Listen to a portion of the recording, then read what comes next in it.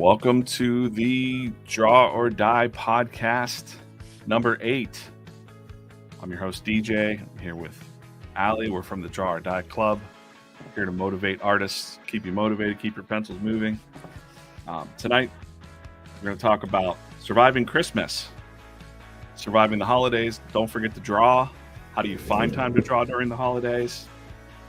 Another big one that just came through, the topic that we just kind of thought about right before the show, and I think it's really awesome, is cash for cartoonists or cash for artists. We're going to talk about the snowball effect of getting job to job and how one thing leads to another. And we're going to kind of talk about a live thing that happened to us today that we thought about. This is just a good example of how one thing leads to another. And then at the very end, I'm going to solve the whole entire AI art controversy. We've thought about this all week. And I finally solved it. I think we can find a common ground between AI, art, and ourselves. And I'm going to solve the whole thing right here on the Draw or Die podcast. So, Allie's back. She's feeling better this week. Yeah? Yep. I was definitely not camera ready last week, but I'm good to go now. No, okay. That's a good way of saying it. No COVID or anything like that. Just, a little under the weather. All right. So let's talk about the snowball effect first. I think this is the thing I want to head off with because it was kind of an exciting discussion we were just having moments ago. How do we kick that off? Today, we decided, let's just think. It's a different way of thinking about your career as an artist or your potential career as an artist because many of you aren't there yet. But this is really fun way of thinking about this. So the snowball effect. Basically, I always try to take the meeting. So that's the first thing I want to talk about. And we'll talk. Should we just go through the timeline here, Alicia, starting with Jordan, just for this example? Or should I think that's a good one. Okay. All right. So we have a friend named Jordan locally who does a local podcast called the 724 Local. And that's kind of how we know him. Totally not pertaining to art or drawing. And, we hired him at the day job to do some stuff for us. And so he knew that I was an artist. He threw me a snowball like, hey, this place is looking for animation. Do you do animation? And I was like, well, no, I don't.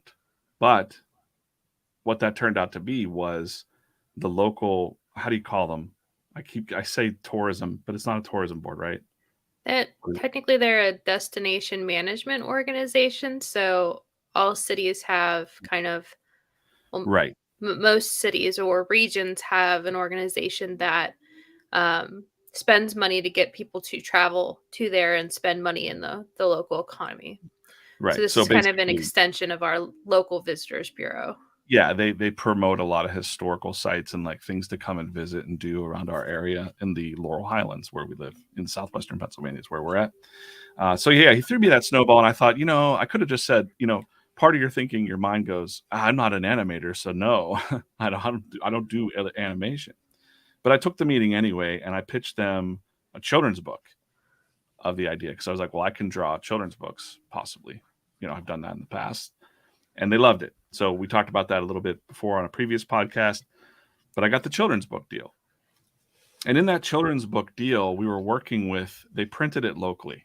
I was just going to use I think I was going to use Amazon KDP for them or something like that, but they decided to go local. And the printing came back really nice. And it turns out you knew this printer too, right?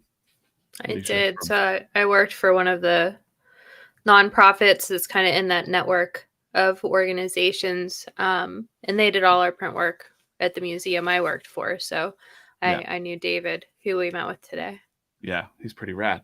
So we behind the scenes here at Draw or Die, we've been thinking about a lot of different things, and one of them was I want to make my own notebooks, and we've been talking about this since March, just off and on, and I'm really serious about it, but I don't want to do something cheap. We've looked at a lot of suppliers. We've gotten a lot of samples. We've got a lot of nice things and a lot of expensive things. But I want something that's, just a high quality. And I thought, why don't we work with a local printer? And she was like, well, that guy, I know him and he just printed your children's book. So here we are, the snowball again. Now the snowball led us to book a meeting at this printer.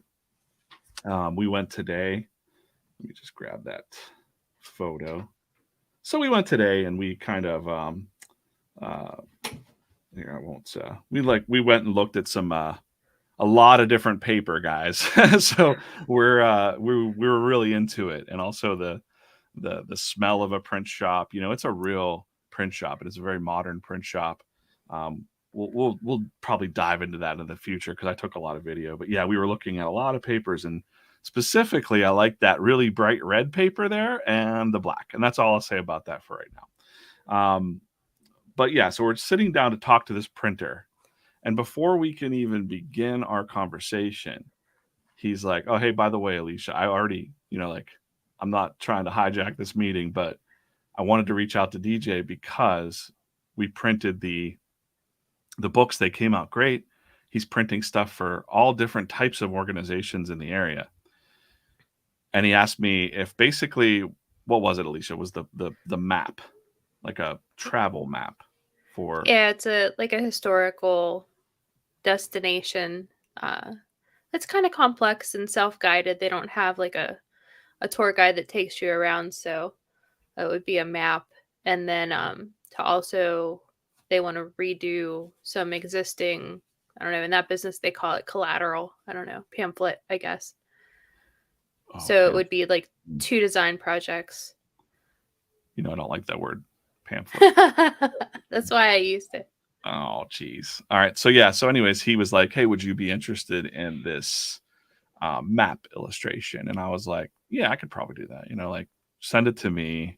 I'll take a look at it.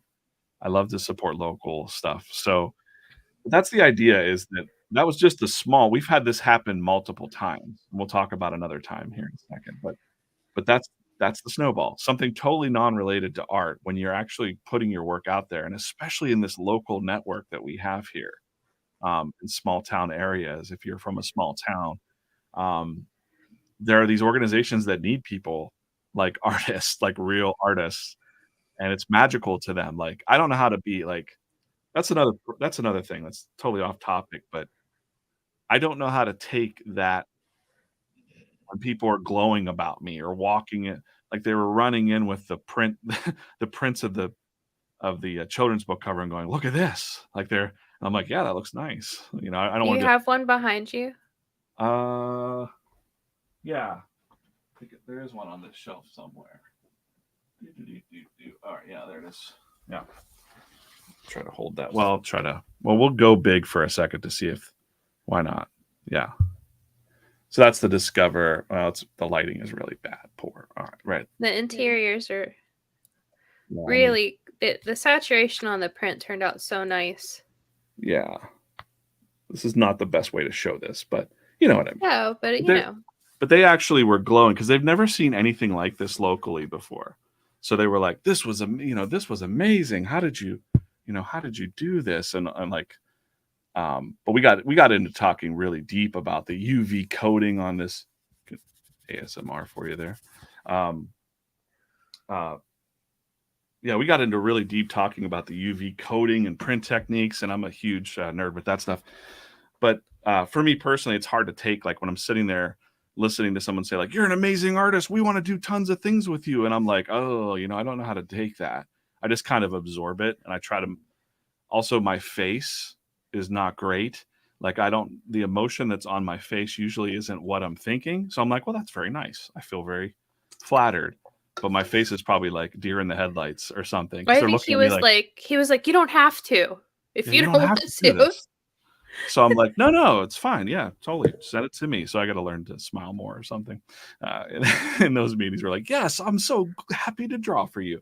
But I mean, it's the whole point here of this snowball effect, just that 1 to 1 to 1. One thing leads to another, and it usually gets bigger and bigger and bigger. And if you wanted it to be, and me personally, I don't want it to be my full-time thing where I'm working on all these illustrations for like all these local, but it could very easily become way too much for me to do on top of my day job and stuff like that, which would be a great thing. And I'm not, I'm not drawing in any revolutionary style. That's just me, downplaying myself. But like I'm doing cartooning. It's a very standard thing. You can do it too. whatever your style is out there, there's some kind of fit for you. So don't just think you have to draw like me to do this. Right? Right. And Yeah. and it really being open to projects, I don't think is limited to that local network. So if you're thinking like, I don't really, there's no tourism here, there's nothing here. I mean, we're in like Westmoreland County, Pennsylvania, so we're not even where the Right. big city is. But say you have less than we do, I think being open to possibilities, even at,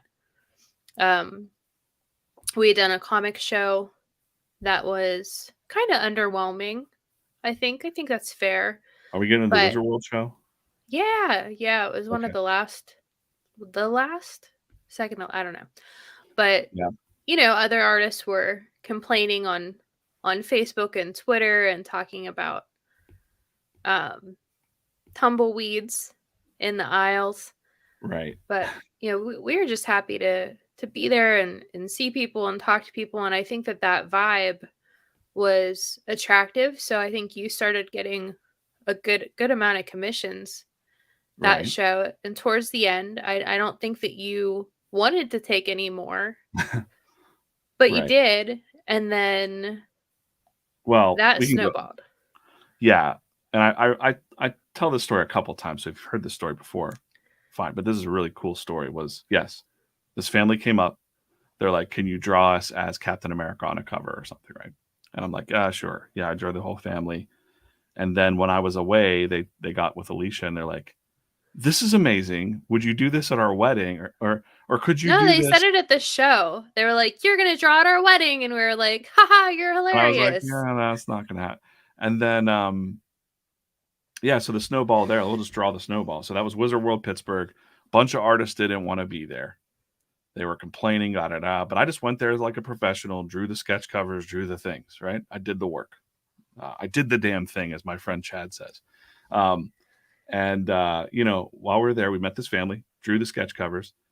They said, yeah, you're going to come to our wedding. And then they also got with her and said, hey, can you draw like a million? No, like what? How many sketch covers was it? It was like, I think it was like 30. It was like 30 sketch covers of basically doctors and medical folks, right? Nurses, Yeah, it was doctors. for their Christmas party. Yeah, their Christmas party, and they wanted to draw like the So we were doctor turning as surgeons into Thor, right. and like Yeah. doctors into Batman. And you know what was really good about that is I had this addiction to collecting sketch covers. Right. It shows then, I don't know if you remember. Yeah. But I would just go buy sketch covers. So we had a lot. We did have a lot of sketch covers. So we had a lot to choose from. And I was like, immediately I thought, no. I'm like, no, I'm not going to do 60 sketch covers because I had to travel to Germany. But while I was gone, Alicia just organized the whole thing. So by the time I got back, there was 30 or 40 covers to do for these doctors. And they loved them. And that was December, right? That was like November. November. It was definitely November. So that was like in November. So this was in Wizard World was in like, I want to say June. Right? Was it about June? Something like that. It was in summer. So summertime, we didn't hear from these people. And then November, boom, sketch cover order came in. And that ended up being like, I think $1,300. Yeah, maybe a little more. Yeah, something like that. And not for too much time for what I did. A few. No, they were all busts. It was. Yeah, busts. And then from there, one day in like I don't forget what day it was, like April, because their wedding was in May, right?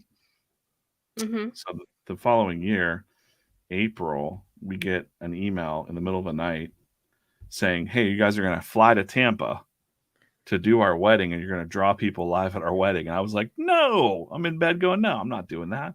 And she's like, "But maybe we could." And hey, they were flying us to Tampa. I even said something like, "I don't have a suit. I don't have a proper suit to wear to a fancy wedding." And they're like, "We'll buy your suit.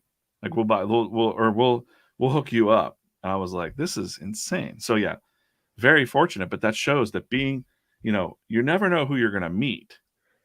at these places you might not want to go to or other artists are complaining about. You just got to go and put on then be professional when you're doing these shows. I don't do these shows anymore, but definitely kind of keep your hat on, even if it's slow at those shows. You never know who you're going to meet. And then that even snowballs into more. So like May, we're at their wedding. I think it was May. So that was flight and hotel, right? Expenses, and then we billed them for me as your assistant. I think at like $70 an hour, and then the art, and I think that ended up being around $3,000. Right. Yeah, and then one time, and so at that wedding, because I'm doing what I'm doing now, I was drawing on the iPad. I was drawing some people live. I don't know if I have those caricatures on this iPad. I might. This dude runs up and goes, "Hey," and I'm like, "What?" And he's like, "I'm the reason you're here." And I'm like, "Oh, I don't know who you are. Nice to meet you." And it turns out that guy, I'm not going to say their names just because I don't want to, amplify this, but that guy ends up being from Pittsburgh, and he's like, "Hey, I want you to come to my wedding." And he owns a very large tech company in Pittsburgh area. Actually, I guess it's kind of global too. And so yeah, we went to his wedding, and it was even crazier. It was like, because the wedding in Florida was very like, it was like a fairy tale fantasy soap opera wedding to me. I've never seen anything like it in person. It was the fanciest wedding I've ever seen in my life. And then this other guy's wedding, the brother, his was like awesome. It was in his backyard, but a big backyard, and he had like little booths for all the attendants. I've got a picture of myself somewhere where it says, they painted a sign that said cartoonist. I'm like, what world am I living in right now? That I was at Wizard World, and this kind of led to this. So we just kept like looking at each other going, you never know where this snowball is going to go. Like, you never really know where one thing is going to lead to the other thing. And that's the fun part of doing this, but you can't do it without taking some sort of action. A caveat to that story is, around the same time, my son was in college for computery stuff, let's just say. And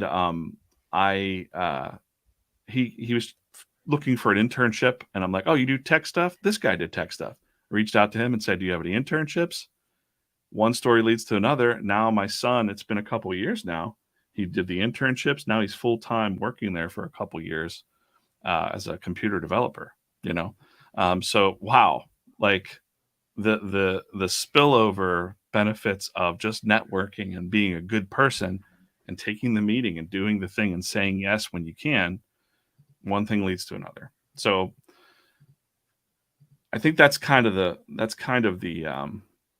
oh geez, she found it. Oh my God, look at that. It's me without a hat, guys. There you go. You can keep it up there for a second. You don't have to hide it.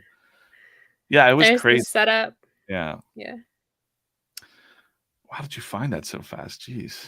You got that like queued up. And then it started to rain at that guy's show, and I felt bad. I had to leave because I'm like, I don't have a paper set up.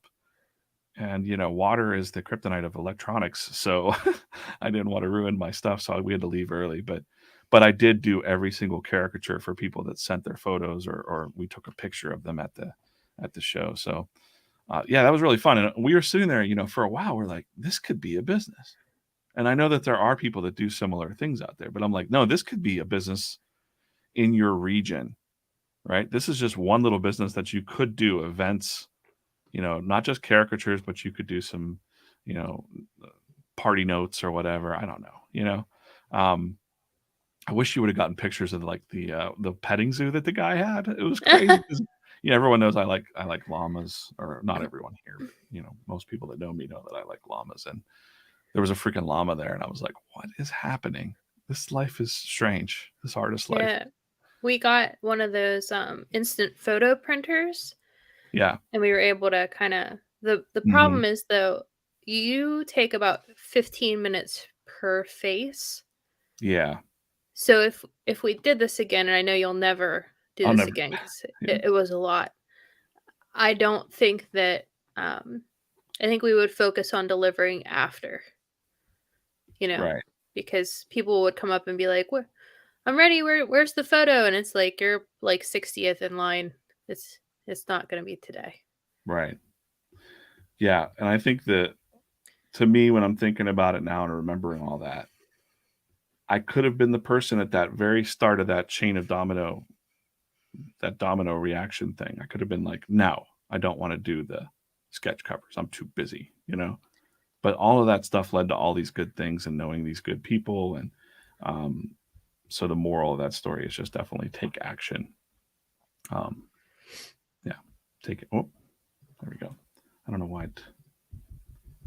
There we go. Take action. Yeah, that's always a fun story to tell. It was nice to like leave the names out because I don't want to name drop people, but there's a lot of abundance out there for you. You might think nobody wants to buy your artwork, but if you're the person that's way back here at the end of this chain, back at Wizard World, Pittsburgh, with the tumbleweeds blowing by, and you're just walking around, you know, I'm not saying the names, but there were artists just running around. They weren't even at their tables. They were passing by our table going like, well, man, there's nobody here. Look at this. But they weren't at their table. Like they weren't at their table. They could have been the ones that were doing this stuff. Maybe that family passed by their table and they just weren't there. You know, maybe they just didn't even take action to go to the show because they heard it was going to be a dud or something, or, you know, or whatnot. So just take action. The snowball effect is real, for better or worse. I mean, if you don't want to be busy, then sit around and don't do anything. Be poor. But if you want to get busy, you can with very simple style, even like the style that I'm drawing now. We'll talk about that in Friday's video about how I made a really quick $100 on LinkedIn on my day off. It was my day off from work. I'm listening to a podcast. I did a couple things on LinkedIn, and before I know it, within an hour, I had an extra $100. And again, it was one of these ideas that was like, oh man, this could actually be a service that I should push to other artists to do, because I don't personally want to do it, but I know that I could build it into a whole business if I wanted to. So yeah, take the meeting, do the thing. Yeah, and I'm excited to show more about what we were up to at the printer. It was pretty fun, and I'll maybe, if I do that illustration in the January, I'll share that with the club. Alicia, do you want to do a plug for Draw or Die Co? So if you haven't seen it, we have stickers now, and I think that it's a little confusing when you buy multiple things from the shop. So it's kind of like Amazon, right? So there are 2 different shirt suppliers. The stickers ship from here, literally like here, and the buttons and the hats. So sometimes if you order a shirt and the stickers, they're going to come separately. And then the shirts, we're trying out a couple different fulfillment partners through that shop. And we're waiting on one more sample to see which one we like the best.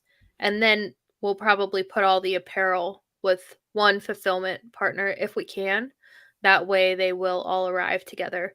But I know someone was a little bit concerned that they had gotten their Draw Every Day shirt, but not their AI artist theft shirt. But those are they're coming out of 2 different factories. So it'll get there. It feels slow right now, but I think that's a byproduct of Christmas. Yeah, and these are very subtle things, but you might notice that there is a kind of, I'm going to go big for a second here on the screen here. We don't go big often because sometimes the internet gets weird, but we have the swears version, which has the damn in it. And Alicia made me do a non-swears version because it's behind her. And the reds are looking like this new printer is doing a really good job with the reds and stuff. It's awesome. So we're really happy with those. And because when we were at a show once, we had a guy that said like, is this good for kids? And we're like, yeah, sure. And then we're like, well, wait a minute. He was kind of hesitant, but he bought the buttons anyway. So that's a good dad. It's a good dad right there buying those buttons for his kids. So he'll appreciate it one day. But yeah, so that's the Draw or Die merch. And of course we have, I'm trying to scroll on the screen. Whoops, forgot the iPad's controlling this. We put up this AI art. I don't know how long we'll keep this up for because it's kind of a moment merch sort of situation where, AI artist theft and the whole the feel. Oh, look, that guy's we chose the models. This guy's very happy man about AI art being theft. So yeah, we'll keep that up for a little bit longer. And I think that's a good segue into our next segment about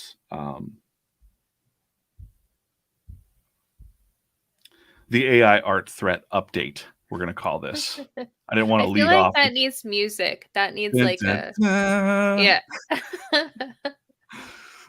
Right. Yeah, there we go. So you notice that I drew bad. I got to explain my dad jokes, obviously, but AI can't draw hands, guys. So, and he's like, I don't need your pencil. And he's throwing it away. Like, no pencils needed. I'm AI. He's the AI robot coming to take your jobs. Yeah, so this AI threat update. I don't even want to talk. I'm tired of talking about it, but it seems that it is the topic of our times for artists. And finally, over the past few weeks, over the past month, this has exploded into almost a daily news update. That when I'm on my feed, I'm like, oh no, what's going on now? And the news this week. Before we get into that, though, apologies to Joe A. We're going to call him Joe A. or AI Joe. AI Joe. I mentioned him on a podcast a couple weeks ago where we were at Handmade Arcade and we came across his booth and I struck up a conversation with him and I was like, maybe we'll have you on the show. And then we just, Alicia had some feels about it and we just were like, no, we don't know. It's just a weird time for this topic. So I don't know if you want to talk more about that, Alicia, but he sent us an email. He listened to the show because like who knew that anyone listened to this, but he actually came back and listened to the show and was like, hey, I read or I listened and he just was real like, I don't want you to think this or that. And I'm really sorry. And like it just felt like we hurt his feelings talking about his booth at Handmade Arcade. But he brought up a lot of good points and he's willing to come on to the show. So I think after the holidays, we'll actually have an AI artist on here, not to beat him up or anything like that, but maybe to try to find some common ground. And I'll talk about that in a minute too. Like, how do And we it turns out that he did used to draw. He did just kind of got away from it, and now he feels like using these AI tools is kind of awakening something in him to get back to that. And he likes tabling with his wife, and those are all positives. I think so. Yeah, but and I had sent a message back to him, but just to clarify, it was just that show. Yeah, I don't want to beat him up. It was just that particular show has a really strong focus on handmade goods and arts. And I think that was kind of where the recoil was at for me. But, he's just making money with art that he generated and trying to have fun and do a table with his wife. And I think I can appreciate that because I like tabling whenever I can talk DJ into doing an in-person show. Yeah. But yeah, I don't the intent isn't to beat him up. It's just to kind of figure out where the ethics of it are. Mm-hmm. And yeah. And he did say in his message, he did fully disclose to everyone that purchased from him that that's how he was making the art. So kudos to him for being honest and just putting himself out there. Yeah, and I saw another conversation about on Facebook. Actually, I'm not going to call out the artist, but it's everywhere. If you have artist friends, you see these conversations everywhere. Some professional artists talking about, hey, why are all you guys in art and comic book art specifically upset about here, wait, hold on. Lull him into a false sense of security, then beat him up. So we're like, hey, Joe, come on. Come on. No, we're going to be like, we got you, Joe. We got you. No. So yeah, this artist was talking about, and that's what I like about these debates was, I'm like, oh yeah, AI art, you're right. AI art is theft, because where I was in my mind that week at that time was I just saw an article about how Junji Kim had just died recently, going to New York Comic Con, and they had fed his artwork into this what's it called? Stubborn machine, Stable Stable Fusion, Fusion, whatever. Tech bros come up with these crazy names. And they'd fed his artwork in, and I'm like, he's dead. His artwork's in there. A lot of other dead artists' artwork in there. The families aren't getting money. They're credited. They're saying the name on these different websites, like draw, get your prompts drawn in the style of Alicia, and it's like, what? Like, this just doesn't feel right. It doesn't feel good. And even when you talk to AI artists, they're like, yeah, that's not great. So they know it's a weird problem too. But then this conversation that hit me on Facebook this week was fan art. So the same people that are upset about people like AI Joe going out there and making some art, what about they're the same people that are selling prints of Captain America at shows and fan art, and they do not own the rights to that stuff. And now that's a pirate ship. Like we've said, like the conventions and the whole comic book industry is one big pirate ship for sure. If you're in that ship, you sometimes become a pirate, guys. It just is what it is. The truth is, if we want to be honest about it, when you go to a show and you print out Captain America or your Spider-Man or your Miles Morales and you sell it, you're breaking the law. It's just a fact that Marvel and DC, Disney, which is funny because Disney owns Marvel, they're allowing it to happen quietly in these little shows because they don't have to show up at these shows to be there. So that's why these people are getting away with it. Now, if you start selling tens of thousands of prints on Etsy, they're coming for you, and they will find you and shut you down. We saw in the last couple episodes that DC Warner will come at you to shut you down. But yeah, we know that the comic book industry is one big pirate ship. It just is. Gaming, all those cons, all the pop culture cons, people drawing TV characters that they don't own. We're all in it. So the line is very blurred, and it's a slippery slope to calling out other artists when you're not. Are you the ethical thing? Like I did fan art in the past. I stopped doing it for those reasons a lot. I do some commissions for people. I kind of fell into doing fan art, to be honest, at conventions because whole other topic here, but we would go to conventions trying to pitch our book that we owned, and the market, the people demanded I draw Batman. They would come up and say, can you draw me Batman? I'm like, hey, but what about my book about this, pregnant girl that's might have the Antichrist?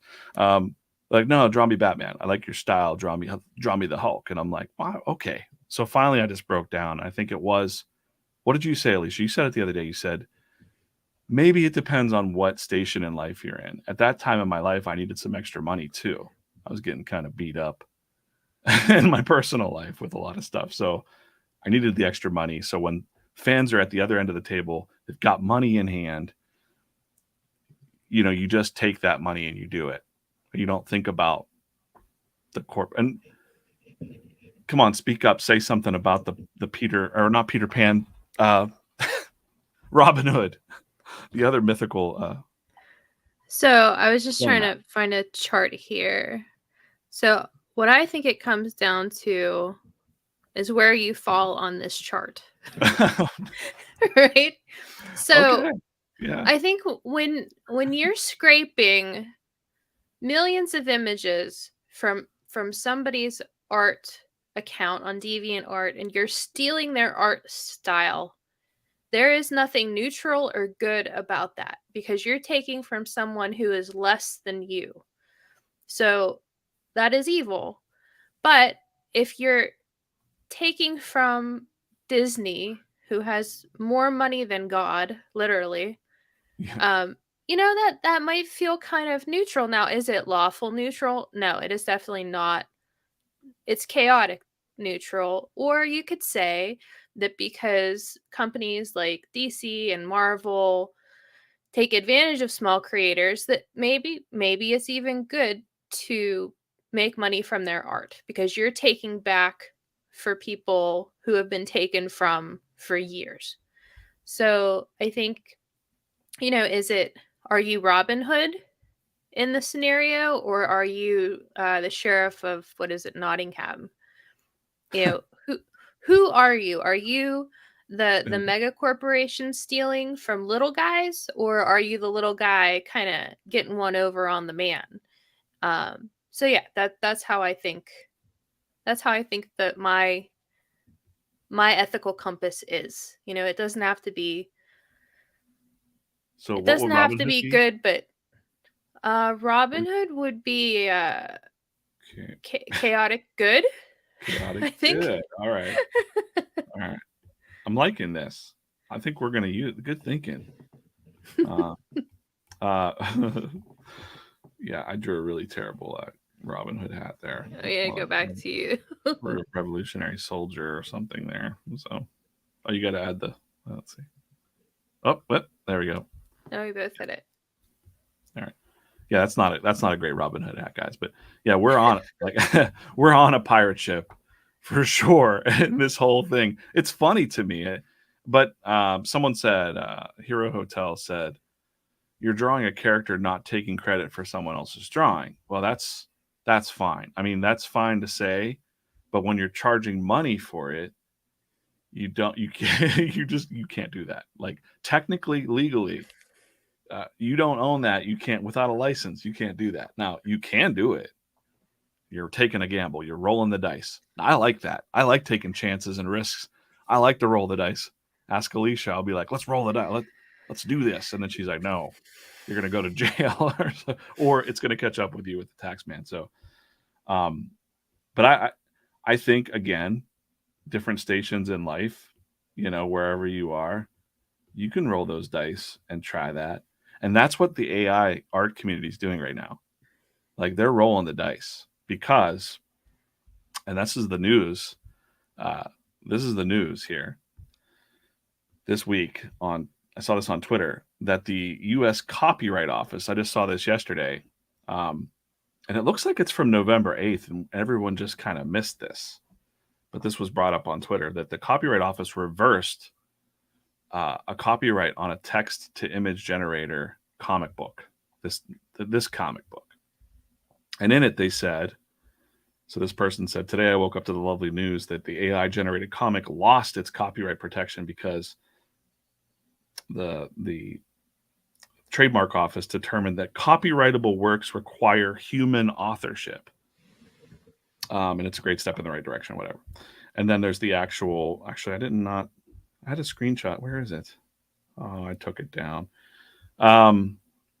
There's an actual link to the Copyright Office explaining this in their rules. And what that means is, and this is the narrative coming out of the anti-AR camp, is that anything you're selling, so AI Joe, when he's selling those prints, I could be like, I really like that. I'll just take a picture of your art because you don't own it either, and MidJourney doesn't, and I can resell it in the booth next to you. You can't do anything about it. You don't own it. And you could try to fight. I think that would be chaotic evil, though, because that's chaotic evil for sure. Because he put the time in. And then this person also took a screenshot out of the Discord of like the den of AI art, and these are the quote like tech bros or the AI art aficionados, let's call them. Tech bros is probably a bad term. I don't know, whatever, guys. But they're saying like, hey, it's only a few artists that are going against us, but they took down their Kickstarter for the stable diffusion, whatever it's called, stubborn machine. They took down the Kickstarter and they're starting to shut them down. They're gathering money. So a small artist community, right, is gathering money to go to Google, go to whatever, and start to basically cancel the AI art thing. So this is their rallying cry inside their Discord, where they're like, no, we're going to fight forever. And it sounds like they're going to war or something, right? So yeah, this is no way over. But yeah, the Kickstarter got canceled. So these guys are on the ropes right now. And I was thinking about this a lot this week as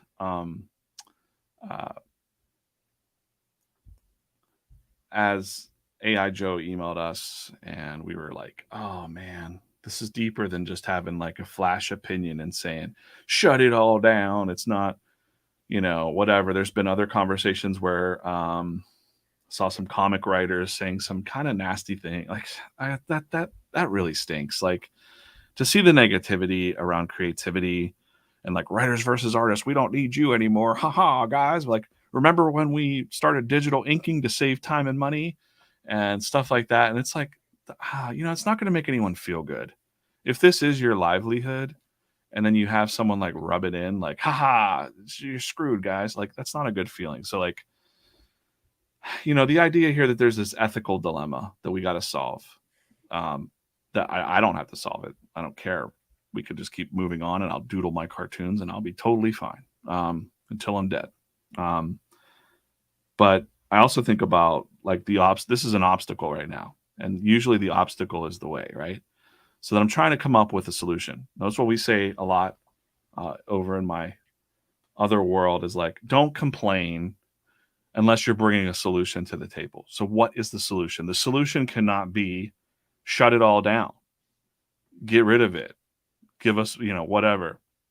How do we both grow from this? So this is Dear David Holz. David Holz is the CEO and owner of MidJourney, which is the most popular and probably the best AI art tool I've seen. Like, it's kicking some butt except for the hands. It's the one that I tested out a little bit. It's fine. But there's an interview from him where he pretty much admits, and this is going around LinkedIn and all this stuff too, where they're like, see, this dude, David, admits that he's stealing art from artists. And it's not really what he was saying in his interviews. You can go back and read those interviews. You can really pick that apart. But I'm thinking this dude, well, he's probably making so much money, he doesn't really care. So just bring the lawyers, guys, bring the heat. But we're going to have this conflict between traditional art, digital art, and it's just going to be this never-ending battle. And the only person that loses here are artists, the art community. And people feeling like, well, I guess I shouldn't even be an artist anymore because a computer's just going to do it for me, right? That sucks. I don't like that. So in the spirit of draw or die, I came up with a solution. And this is my proposal to you, Mr. Holtz. This is my message to you now, since you're an avid listener of this podcast.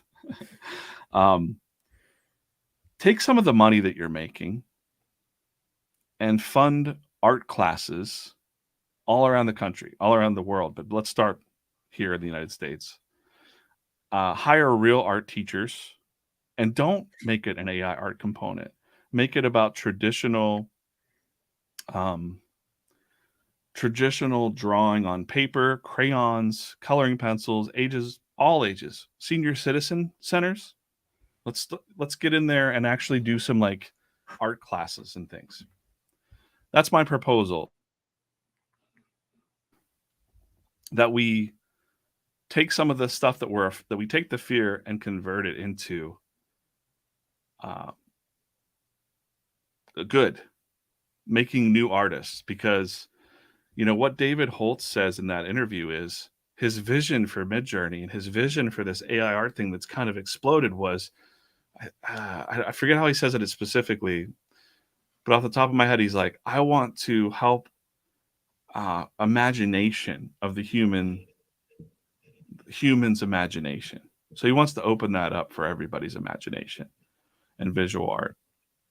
And I'm like, well, that's great. You can do that with the computer, but there's something about, the pencils, the paper, the feel, the human touch, and being able to do what I'm doing now as we're listening to this and just doodling around here, and conveying the ideas and the feeling, and the other artists talking back and forth with us, worrying about their fears and dealing with their fears, talking and communicating. Machines can't do that, but humans can. So we should fund art classes across the country with real artists, no AI, no computer, no digital stuff. Let's just do traditional on the techniques that you need. Because the techniques that you need to draw on an iPad or a Wacom are still the techniques that you would use on paper anyways, with learning how a watercolor brush works, or a Pentel brush, or inks, or painting, or pencil sketching or things like that. You can really convert that over into digital art too, and that's where we got to get back to the fundamentals. Anyways, that's my rant or my proposal to David Holz. What do you think of that idea, Alicia? I don't think it helps any of the people that he's stolen art from. Okay, well, I haven't solved that yet. But well, I mean, I think they could just erase its memory, use the tech that it has, and pay people to submit their art catalogs to it. That's what they should have done in the first place. So start over? Yeah. Swipe it. You did it once. Do it again, but do it with informed consent. Okay. Yeah. That's not going to happen. But that's never going to happen. So, and this is probably never going to happen because this costs money, and people need their mansions and their cars and their whatever they're going to do with their money. But that's it, and that's my signature. Love the Draw or Die. Love Draw or Die Club. David Holz. But if you hear me and you're just goofing around on the internet and you find this, or I send it to you on LinkedIn, which I'm probably going to do, I'm going to timestamp this and just send it to you so that you can listen just to this part. It's a start, and I think we need to start thinking about this way. So I'd like to turn on the news next week. I don't care if it's PR, or public relations for them. I want to see some news about Lensa and AI art companies going, you know what? Yeah, you guys made a good point. We're going to donate all the money to these people that we've listed on the site. We're going to give them a piece of the pie, a percentage or something. I think that's a fair thing to do. But I'm not the one that gets to decide that. Real quick, I forgot to mention this. And we'll talk a little bit about this. But this week's challenge, which I'm going to show the people's artwork in this week's Christmas edition of the Draw or Die newsletter. So if you're on the Draw or Die newsletter, comes out every Sunday. More of this, more motivation for artists. But this week we have a little challenge to draw Santa in your style. But it's the description of the only eyewitness account of Santa from the night before Christmas. And when you actually break it down, I think we were in the middle of doing something, and I told Alicia, I'm like, Santa was an elf. He was not human size. And she's like, what are you talking about right now? Yeah, just out of the blue, totally out of context, as if we were like 5 paragraphs into the conversation. He turns and he goes, Santa was an elf. He was like this big. And I was like, what the fuck? What are you talking? What? Right. He was that big. He was this big. He was not human size. He was not a human. Santa was not a human. When you read the description in the email, he was Dobby with a beard. Right on. Well, he was fat Dobby because he was a plump, jolly old elf. Right. I was sitting on the couch, maybe having this conversation in my mind. And that's why I just turned to her and I'm like, Santa was an elf. And it all started to make sense. Like, that's why he could fit down chimneys. It wasn't a twinkle of his nose and turn into magic dust. He was just like, whoop, just jump right down the chimney. There was no magic to it. He could fit in small spaces because he was a little guy. But I can't get this out of my head. So I thought, I want to see what other artists are drawing. So if you do that and let's hashtag the hashtag Draw or Die Club. I'm going to run out of room. Don't worry about it. Hashtag Draw or Die Club on Instagram or TikTok or anything like that. I'll showcase your artwork and put a link to your site inside of the Draw or Die newsletter. There's, almost a couple thousand different artists in there that we can show your artwork to and share. I want to see how you draw Santa. So do that. Make sure that you do that.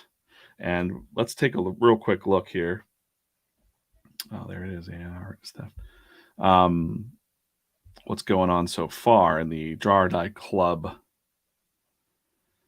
hashtag this week. So we like to go in and look at some of the art that's coming in from the community. Wow, that's pretty cool. Who drew that? New Waiver. Okay, yeah, this is from day 27 of the Promptober. Oh, these are the top. Those are the top posts. All right, let's look again. Let's go to the most recent. So we got some Santas coming in here. All right. That's from Bad Art Daily, right? Well, Sorry, guys. Bad Art Daily. I like that. It's like a classic old school tattoo Santa with the gold tooth. Not really the description of the night before Christmas, but we'll take it. Here's a jolly looking elf, but he's been working out. This is Sarah Mark painting.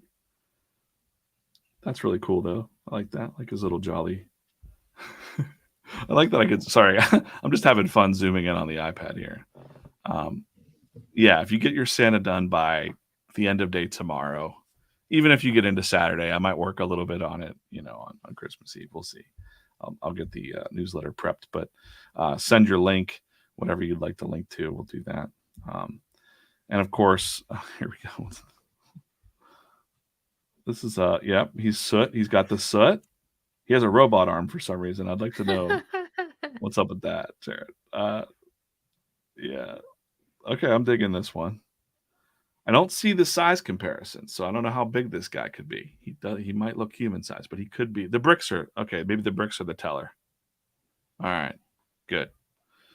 This is great. But yeah, I'm liking this because the soot. He was covered in soot except for his beard. He had a pipe and a sack of toys over his back. But I don't understand the robot arm. But I'm digging that. So it's great. Anything else? Let's take a look real quick. I was really enjoying this art too from Sean over. This is not related to Santa Claus, but he's been having some art block and he's been in the Discord channel and talking about how he got through some stuff. This was like a black painting, but I mean, he just kind of was expressing himself. And there's a story behind this inside the Discord. If you're in the Discord, maybe I'll link to that in the description. Yeah, so I've been, Sean, keep inspired, stay encouraged out there. I see that you got Barry and everybody else. I like this one too. He drew, and I always said, let's make this get big here. Come on, there we go. Good enough. Get a little bit bigger, and it's just some ghosts in the forest. And I said in there that every time I see little ghost drawings, I always think, who were they before they were ghosts? And that kind of sparks your imagination. Like, I don't know, maybe they were just accountants or something, and now they're free to roam the world as ghosts. Like I'd like to get my imagination sparked like that. So yeah, I think that's a pretty good recap here of the show. We talked about the snowball effect. I solved the AI art controversy, I think. Okay, partially. Alicia, did I solve it? No. All right. We'll try again in a future episode. These are the topics of our times. We need to solve these. Like, forget what the rest of the world is dealing with. In art world, we got to solve this robot threat. Yeah. We talked about the snowball effect. Draw Santa. Get your merch and sign up for the newsletter at drawordie.co. And the comic book industry is a pirate ship. We know this. You can roll the dice. You can be chaotic neutral if you want, if you wish. We're going to talk to AI Joe on a future episode real soon. We're going to set that up and have a nice discussion. Maybe we can, what would be freaking nuts, guys? Why don't we get the CEO of MidJourney on this and get him on here to talk about this situation? Yeah, why not? Yeah, so there we go. I think that is the Draw or Die podcast number 8. And there's plenty more in the playlist. If you're listening to this live, I'm going to put it on the screen now. I'm going to put it right over Alicia's face. Hold it, Alicia. Hold your hands up like this. There you go. You're holding wider. All right. Yeah. Now you're holding the video for the next playlist. Wait. That's good. It's here. This is hard. Doesn't matter. Just watch more. Listen to more of the podcast. So great. All right. Thanks for listening, everybody. We'll see you soon. Oh.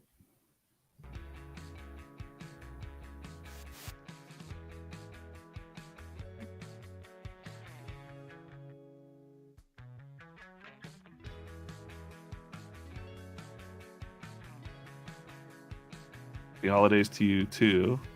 Magical. Glad you liked your stickers. Andreas, we'll look forward to seeing your little elf. Happy holidays to you too, Hero Hotel. See you soon.